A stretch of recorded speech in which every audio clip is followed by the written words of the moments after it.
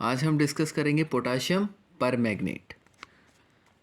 Potassium permanganate का chemical formula आ जाएगा KMnO4। KMnO4 को हम प्रिपेयर करेंगे जब हम ट्रीट करेंगे पायरोल्यूसाइड ओर, जिसका केमिकल फार्मूला है MnO2 को फ्यूजन मिक्सचर के साथ। जो फ्यूजन मिक्सचर है उसको पोटाशियम हाइड्रोक्साइड और ऑक्सीजन के कम्बिनेशन से बनती है।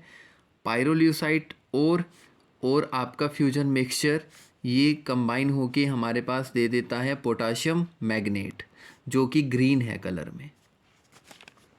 अब हम जब फर्दर पोटाशियम मैग्नेट को किसी एसिडिक मीडियम में ट्रीट करते हैं तो वो हमारे पास दे देता है पोटाशियम परमैंगनेट। अब ये जो पोटाशियम परमैंगनेट है ये पर्पल है कलर में। अब ये जो पोटाशियम परमैंगनेट का मैग्नीज +7 ऑक्सीडेशन का स्टेट है, इसका +7, और यहाँ हमने ऑक्सीडेशन स्टेट निकाला है क्योंकि एल्कली मेटल +1 ऑक्सीडेशन स्टेट में रहते हैं। मैग्नीज का हमने फाइंड आउट करना है, उसको हमने एक्स पुट कर लिया है, और ऑक्सीजन आपका -2 ऑक्सीडेशन स्टेट में रहता है। तो इस वजह से आपका एक्स का वैल्यू +7 निकल के आ जाता है, जो कि इसका ऑक्सीडेशन स्टेट है। अब ये मैग्नीज जो है ये +7 हाईएस्ट ऑक्सीडेशन स्टेट है इसका।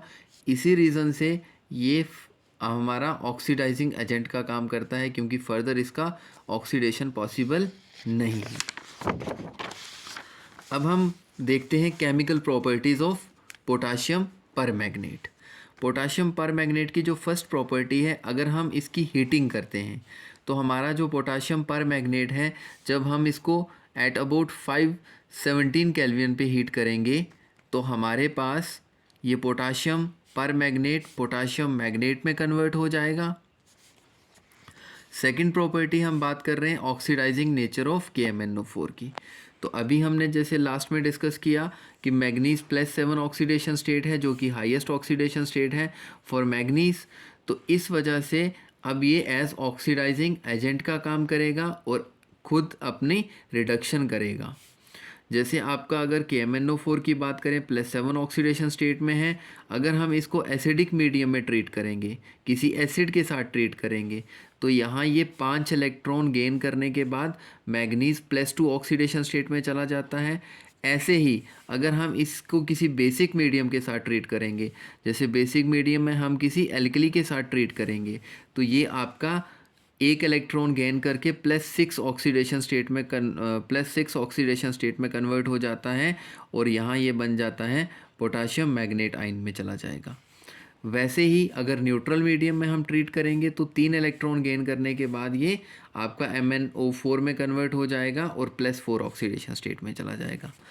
अब हम अगर रिएक्शंस की बात करें न्यूट्रल मीडियम में, तो न्यूट्रल मीडियम में पोटाशियम जो हमारा परमैंगनेट आयन है, पोटाशियम परमैंगनेट है, ये वाटर के साथ ट्रीट करके हमें पोटाशियम हाइड्रोक्साइड और मैग्नीज डाइऑक्साइड देता है, और यहाँ आपका +7 ऑक्सीडेशन स्टेट से ये सीधा +4 ऑक्सीडेशन स्टेट में चला गया है।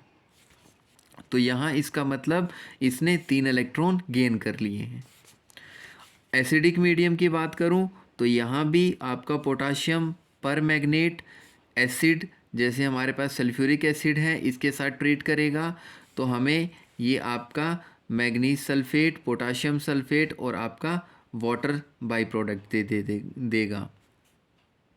अब यहाँ अगर हम देखें तो आपका ये +7 से एसिडिक मीडियम में ये डायरेक्ट +2 ऑक्सीडेशन स्टेट में चला गया है। तो यहाँ इसने 5 इलेक्ट्रॉन गेन कर लिए हैं।